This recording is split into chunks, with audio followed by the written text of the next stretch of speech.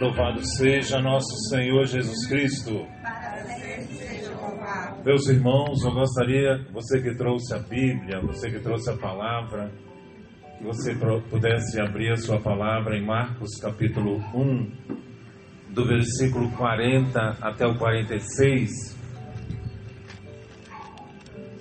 que fala da cura de um leproso. Marcos capítulo 1, 40 a 46.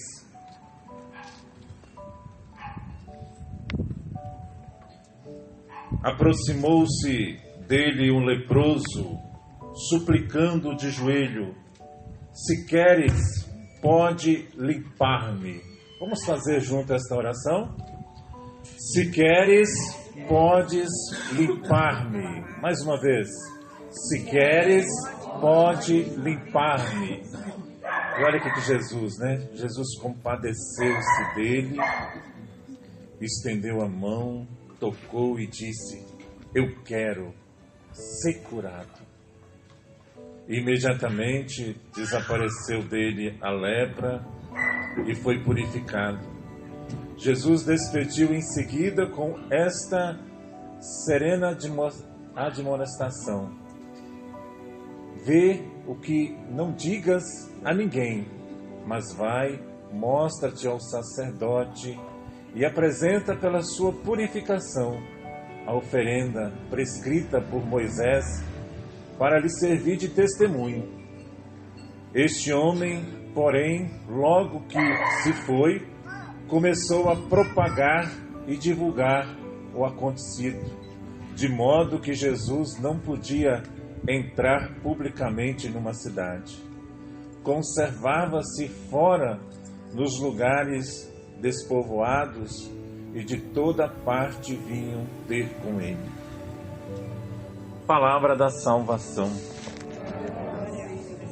Meus irmãos, minhas irmãs, este homem, esse senhor, né, que estava com uma lepra, estava enfermo, e ele chega para Jesus e diz: Senhor, se queres, olha a humildade desse Senhor, né? Senhor, se queres, pode limpar-me. Meus irmãos, minhas irmãs, Jesus, ele se compadece com as pessoas que sofrem. Você está sofrendo alguma coisa? Alguma situação? Ele se compadece de você. Ele se compadece. Se compadecer é se colocar no lugar do outro. É no lugar daquele que sofre. É no lugar daquele que está passando por uma situação. Então, mais uma cura, mais um ato de caridade realizado por Jesus. Após curar esse leproso, Jesus recomendou que ele não dissesse a ninguém. Mas, meus irmãos, como não falar para as outras pessoas a graça que acontece na nossa vida? Como não propagar? Imagina, esse senhor ficava às margens. E naquela época, por causa disso, né, Jesus não podia nem entrar tranquilo nas cidades, pois todos corriam para perto dele para tocá-lo, ouvi-lo, que fosse curado dos seus males. Assim, meus irmãos, minhas irmãs, a maioria das enfermidades daquela época era considerada assim uma maldição. E esse senhor, ele se considerava, além de ter uma enfermidade, um maldito. Porque naquela época, ter um tipo de doença dessa, poderia dizer que era como se fosse um mal que aquela pessoa fez.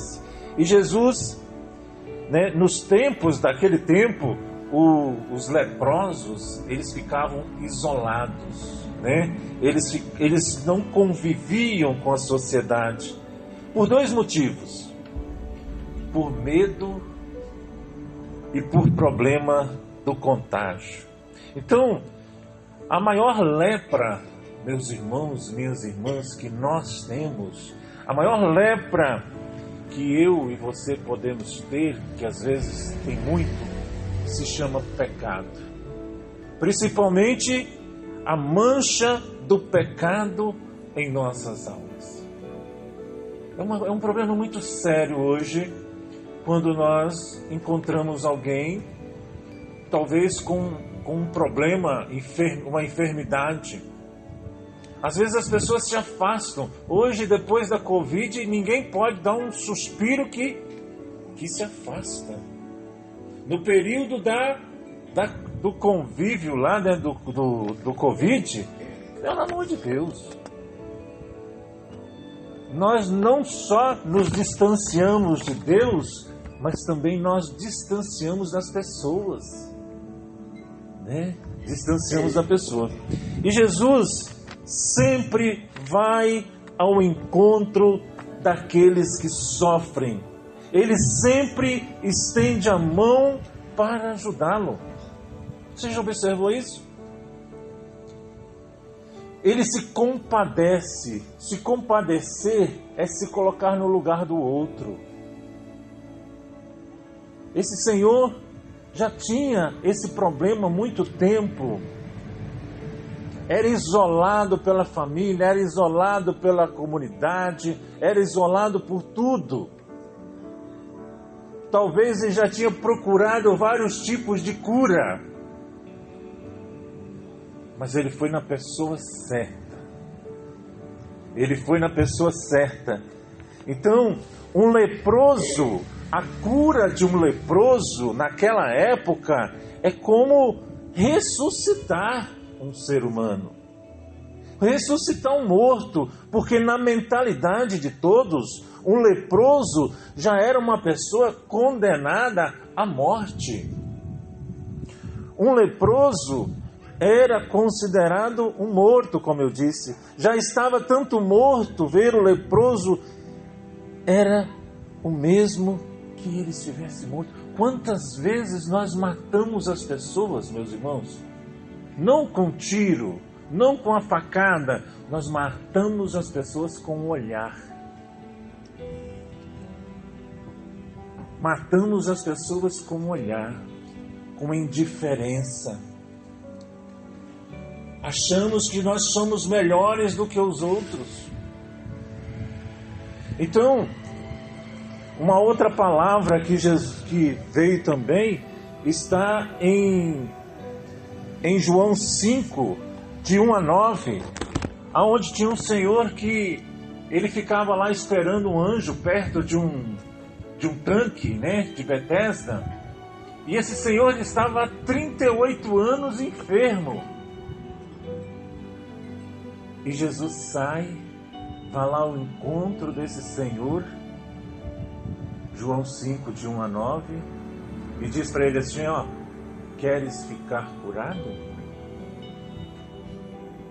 Ele falou assim, mas não tem ninguém que me coloca no tanque. Você já viu essa palavra? Que muitas vezes a gente fala que o mundo é do mais esperto. O mundo é daquele que tem Jesus como Senhor da sua vida.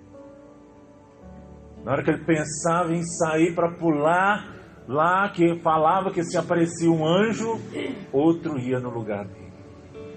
E Jesus se colocou do lado dele, pertinho dele. 38 anos é uma vida. Quem tem menos de 38 anos, levanta a mão. Né? Eu estou em mais, né? Olha só, meus irmãos, minhas irmãs, é uma vida, é um sofrimento. 38 anos buscando uma cura. E Jesus chega para ele e diz assim, você quer ser curado? Você quer ser curado? Qual foi a resposta dele? Que pergunta, né, a gente poderia dizer, né? Mas você sabia, meus irmãos, que existem pessoas que não querem ser curadas? Sim ou não? Existem pessoas que não querem ser curadas. Porque às vezes aquela enfermidade, se ela for curada daquela enfermidade, como que vai mudar alguma coisa? Vai precisar mudar alguma coisa para mim se libertar de todos os males que nos faz sofrer, basta crer no poder de Jesus, meus irmãos, minhas irmãs. Amém? Eu vou repetir isso. Para você, para eu libertar de todos os males que me faz sofrer, basta crer no poder de Jesus. Deus não se alegra em ver você e eu sofrendo, meus irmãos, minhas irmãs. Ele não se alegra com o sofrimento de ninguém, ele se compadece, ele vai até aquela pessoa, ele vai até aquele senhor. Todo o seu sofrimento terminará quando você decidir entregar a sua vida nas mãos de um Deus de uma vez por toda. Todo o seu sofrimento, ele vai terminar quando você entregar de vez a sua vida para Jesus. Amém? Todo o seu sofrimento só vai acabar quando você e eu entregar todo esse sofrimento, meus irmãos. Jesus, ele não faz indiferença ao seu sofrimento. Ele não fica torcendo por ver você sofrer. Ele só quer ser invocado. Você viu?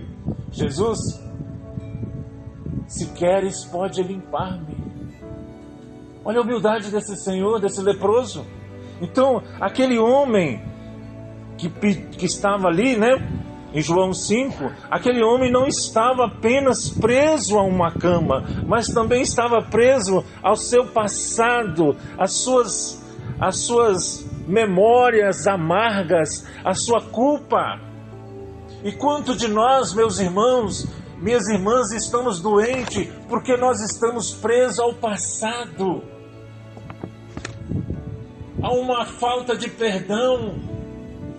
Quantas pessoas hoje estão presas pela falta de perdão? E não é longe não, é dentro de casa. Quantos maridos não conversam, talvez só com sinais, com as suas esposas, esposa com o marido, filho com o pai, pai com mãe, pai, mãe.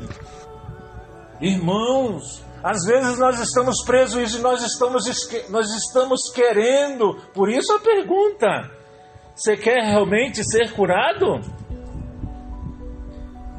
E muitas pessoas, meus irmãos, minhas irmãs, não querem. Elas só querem falar sobre o seu problema. Amém? Você já observou que às vezes, meus irmãos, minhas irmãs, nós queremos falar que o nosso sofrimento é muito maior do que o outro. E é uma competição de quem sofre mais. Eu disse, eu tenho uma dor na perna. Aí eu vou falar para você, eu tenho uma dor na perna direita e na perna esquerda. Eu disse, eu tenho uma dor na perna esquerda e a direita e no braço direito. E aí vai fazendo aquela competição, meus irmãos, minhas irmãs. E Jesus hoje diz para mim, diz para você: queres ficar curado? Qual é a sua enfermidade? Qual é o seu problema? Qual é a sua dor? Eu disse, eu perdoei. Eu perdoei. Mas eu não posso nem olhar para aquela pessoa. Eu disse, eu perdoei. Mas eu tenho certeza que a mão de Deus vai pesar sobre essa pessoa. Perdoou? Perdoou?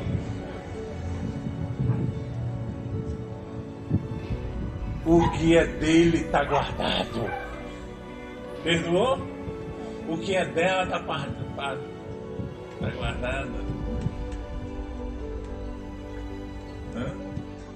Está por vir. A banana ou a batata? iniciando. Meus irmãos, minhas irmãs, perdoar é eu olhar para você, saber que você fez um mal para mim, mas eu não querer o mal para você. Isso é perdoar. Perdoar não quer dizer que eu tenho que ir todos os dias na sua casa e almoçar com você. Sabia disso? Perdoar é não esquecer. É lembrar, porque não adianta falar que esquece. Não pode esquecer. Mas eu lembrar, sem sofrer. Por isso, meus irmãos, minhas irmãs, muitos estão presos. Aquele senhor que estava ali há 38 anos, ele não estava apenas preso na sua cama, mas também ao seu passado, às suas memórias amargas. Eu lembro, Eudes, que no dia 1º de janeiro de 1975, às 14 horas, a pessoa lembra até da hora, foi presa. O meu pai, a minha mãe, o meu patrão me humilhou. Para finalizar, uma certa vez, uma filha chegou para o pai e disse assim: pai, eu estou querendo tirar a vida de uma pessoa, o senhor me ajuda? Olha só, hein? O que essa menina pediu? O pai, com toda a sabedoria, disse assim: ajudo, minha filha. Quem é a menina? Estuda comigo, pai. Não vou com a cara dela. Já aconteceu de você olhar para alguém e falar assim: não vou com a cara dele? Não vou com a cara dela? E não tem como ir com a cara de ninguém, né? Sim, minha filha, papai vai te ajudar. Pegou uma sacolinha.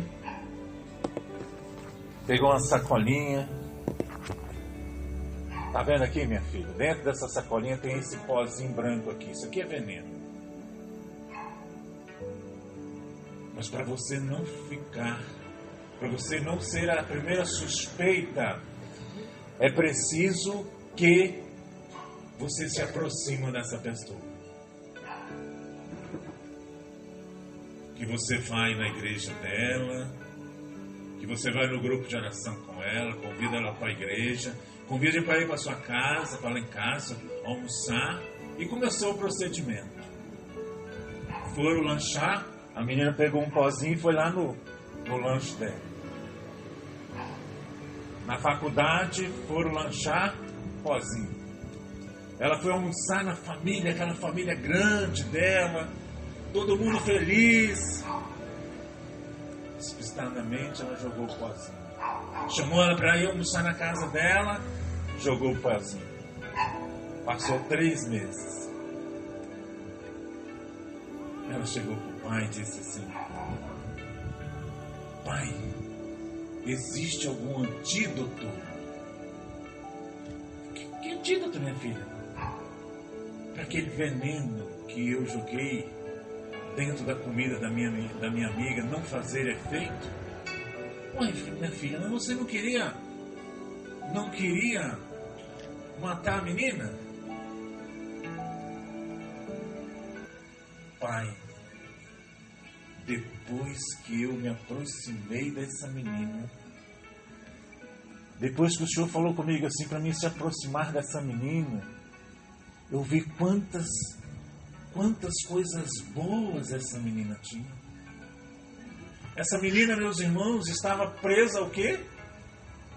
Naquela cama, como esse moço que Jesus chegou lá, que estava há 38 anos preso a um ódio. E o pai falou assim: minha filha, o pozinho aí está indo, o veneno está indo, aí a sacolinha de veneno está aí ainda? Tá, pai, está aqui. Está mais do que a metade. Aí o pai falou assim, mira aqui. Pegou, minha filha, isso aqui é pozinho de arroz. Pó de arroz. Pó de arroz mata alguém, meu irmão? Mata? E o pai, com aquela sabedoria, falou assim, minha filha, o veneno não está aqui. O veneno está no seu coração. O veneno estava em você. E graças a Deus que você conseguiu se libertar deste problema. Esse aqui, 38 anos. Aquela moça, não sei quanto tempo. Eu quero dizer para você, meus irmãos, minhas irmãs, que às vezes o problema não está nas pessoas que você convive. Sabia disso? Aquelas pessoas lá dentro da sua casa só vão mudar a partir do momento em que você começar a mudar. A partir do momento em que você começar a mudança de vida dentro de você. Vai pedindo a Jesus a cura. Vai pedindo ao Senhor a cura dessa pessoa que você está rezando. Para, meu irmão, para de ficar sofrendo angústia nesse seu complexo de inferioridade. Às vezes você ouviu alguém falar que você é feio, e às vezes você acreditou. Às vezes você ouviu falar que você não tem valor. Mas existe um Deus que diz assim: pare de ficar sofrendo angústia e dor nesse seu complexo inferior, dizendo às vezes que não é ninguém. Vai lá! Eu venho falar o valor que você tem. Eu venho falar o valor que você tem. Ele está em você, o Espírito Santo se move em você, até com gemidos inexprimíveis. Aí você pode, vai lá! Aí você pode então perceber que para Ele há algo importante em você. Por isso levante e cante, exalte ao Senhor. Vai lá! Eu tenho valor, o Espírito Santo se move em mim. Eu tenho valor, o Espírito Santo se move em mim. Mais uma vez. Eu tenho valor, o Espírito Santo se move em mim. Eu tenho valor.